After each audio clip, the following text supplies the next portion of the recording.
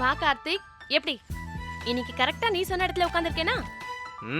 பெரிய சாதனை தான். கலக்கிட்ட போ. ஆமா, என்ன லேப்டாப்லாம் தூக்கிட்டு வந்திருக்க? ஏதாவது படம் பார்க்க போறோமா என்ன?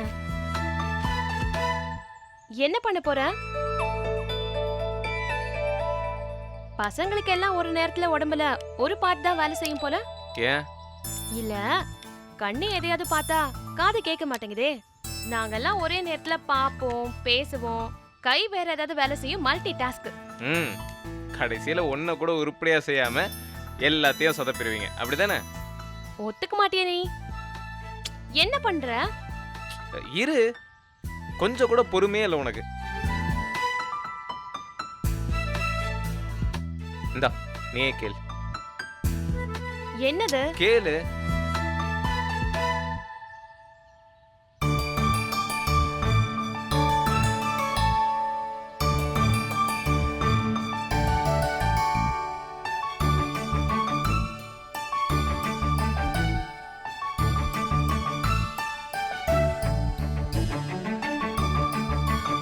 வாவ்.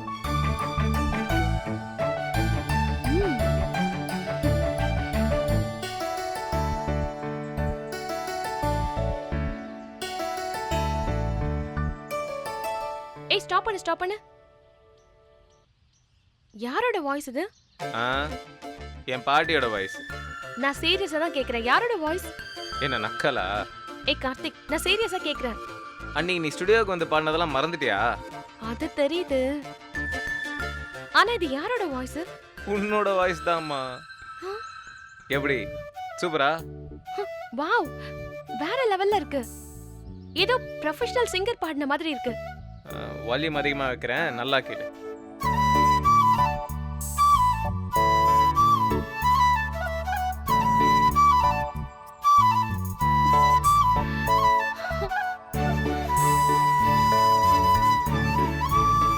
கார்த்திக், நிஜமாவே இது அன்னைக்கு ரெக்கார்ட் பண்ணதுதானா? ஆக்சுவலா எனக்கும் அந்த டவுட் இருக்கு. ஒருவேளை நீ பாடினதை தூக்கிட்டு இதே பாட்டை ஸ்ரேயா கோஷலை வச்சு மறுபடியும் ரெக்கார்டிங் பண்ணிட்டாங்களோன்னு. ஏய், இது ஏன் வாய்ஸ் தான். நான் தான் பாடியிருக்கேன்.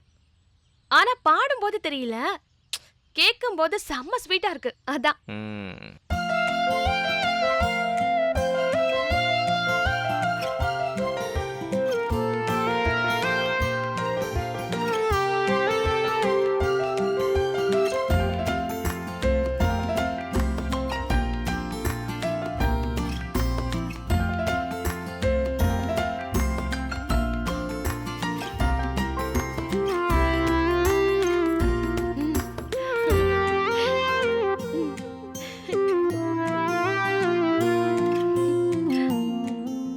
Karthik, thank you so much. You're most welcome. நான் ஏதோ சும்மா ஹம் பண்ணேன். என்ன போய் ஸ்டுடியோல பாட வச்சு அத திருப்பி கேட்கும்போது ஏன் வாய்ஸ் எனக்கு அவ்வளவு பிடிச்சிருக்கு. செம்ம கியூட்டா இருக்கு. நீ இன்னைக்கு என்கிட்ட பாடி காட்டினல, அப்பவே தெரிஞ்சது நீ ஒரு செம்ம ப்ராமிசிங் சிங்கர்னு. இனிமே இதை வச்சுக்கிட்டு உன்னை ஒரு பெரிய பாடகியாக்கி காட்டுறேன். நெக்ஸ்ட் இயர் கண்டிப்பா நேஷனல் அவார்ட் வாங்குறேன்.